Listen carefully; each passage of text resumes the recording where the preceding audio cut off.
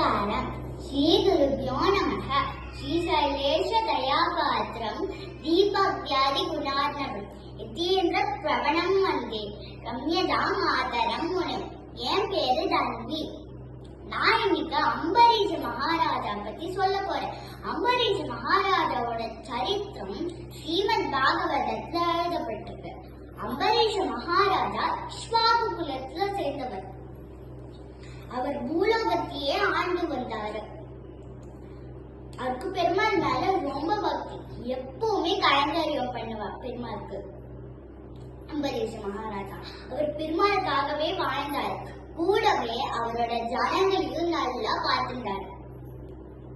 இந்த பக்தி கைங்கரியம் இதெல்லாம் பெருமாள் பார்த்துட்டு நேரடியே அம்பரீஷ மகாராஜா கிட்ட வந்துட்டு உனக்கு என்ன வரம் வேணும்னு கேக்குறான். அம்பரீஷ மகாராஜாவும் சொல்றான், நான் உன்னையே பார்த்துட்டேன், அது மட்டும் எனக்கு போதும் அப்படின்னு அம்பரீஷ மகாராஜா சொல்றான்.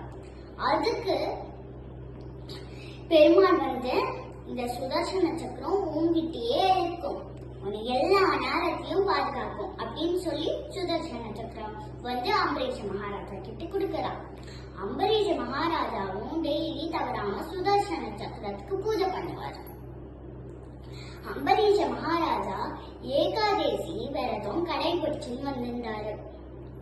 அதே மாதிரி ஒரு நாள் ஏகாதசி விரதம் முடிச்சுட்டு அதுக்கு அடுத்த நாள் துவாதசி பாரணம் பண்ணும் போது துர்வாச முனிவர் வந்துடுறாரு. துவாதசி பாரணம்னா என்னன்னா, பெருமாளோட தீர்த்தத்தை குடிச்சிட்டு பெருமாளோட பிரசாதத்தை சாப்பிட்டுட்டு அந்த ஏகாதசி விரதத்தை முடிக்கிறதுக்கு பேருதான் துவாதசி பாரணம். துர்வாச முனிவர் சொல்றாரு, எனக்கு காத்துரு, நான் வந்து ஸ்நானம் பண்ணிட்டு வந்துட்டு நம்ம 2 பேரும் சேர்ந்து சாப்பிடலாம் அப்படின்னு துர்வாச முனிவர் சொல்றாரு. அதுக்கு அம்பரீஷ மகாராஜா சரி அப்படின்னு உட்கார்ந்து இருக்காரு. போனவர் இன்னும் வரவே இல்லை. அம்பரீஷ் மகாராஜாவும் அவரோட ஆச்சாரியத்தை கேட்கிறாரு, என்னது இன்னும் வரவே இல்லை துர்வாச முனிவர், இன்னும் துவாதசி பாரணத்துக்கு இன்னும் கொஞ்ச நாளே தான் இருக்கு, இப்ப நான் என்ன பண்றது அப்படின்னு ஆச்சாரியத்தை கேட்கிறான் அம்பரீஷ மகாராஜா. ஆச்சாரியரும் சொல்றா, நீ தீர்த்தத்தை மட்டும் குடிச்சுக்கோ, நீ வந்து தீர்த்தத்தை மட்டும் குடிச்சுக்கோ, துர்வாச முனிவர் வந்தோடனே நீங்க 2 பேரும் சேர்ந்து சாப்பிடுங்க அப்படின்னு சொல்ற ஆச்சாரியர். அதுக்கு அம்பரீஷ மகாராஜா சரி தீர்த்தத்தை குடிக்கிறார். துர்வாச முனிவருக்கு இத தெரிஞ்சு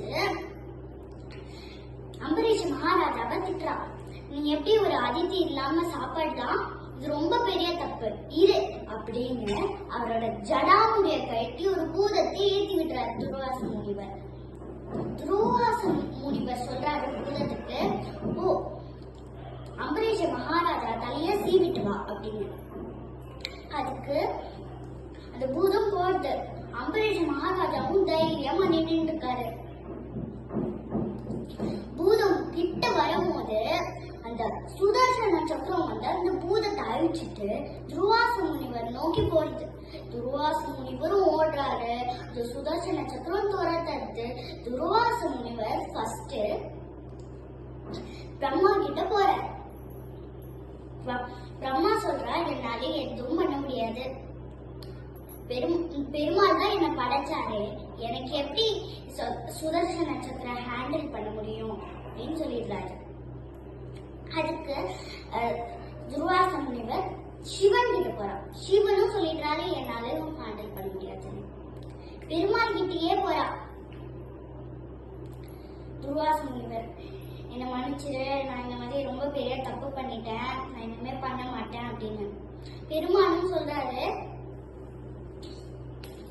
நீ என்ன சொல்லிருந்தா கூட பரவாயில்ல, ஆனா நீ என்னோட பக்தனை சொல்லிட்ட, நீ என்னோட பக்தனை சொன்னா என்னால தாங்க முடியாது, என் பக்தனை நான் மன்னிச்சாதான் நான் உன்னை மன்னிக்க முடியும் அப்படின்னு பெருமாள் சொல்லிடுறான்.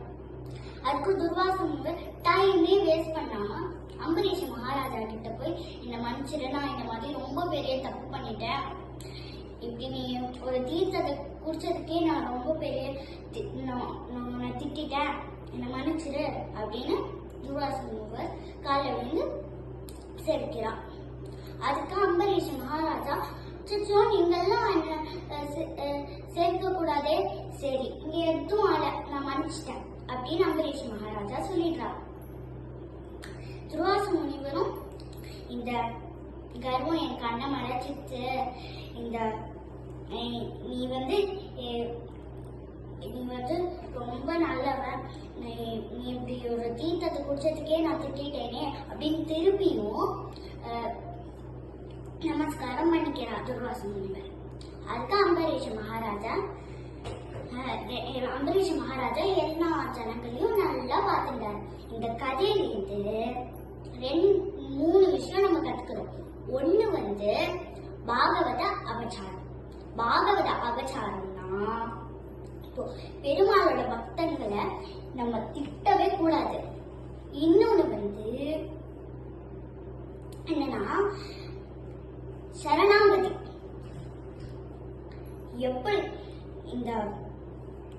எப்படி இந்த அம்பரீஷ மகாராஜா எப்பவுமே கைங்கரியம் பண்ணிட்டு இருக்க பெருமாளுக்கு நம்மளும் அந்த மாதிரி இருக்கணும். நெக்ஸ்ட் என்னன்னா கர்வம். நம்ம வந்து அம்பரீஷ மகாராஜா மாதிரி இருக்கணும்.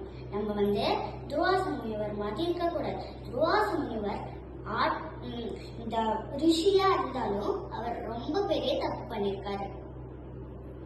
ஸ்ரீமதே ராமானுஜாய நமஹ. தேங்க்யூ.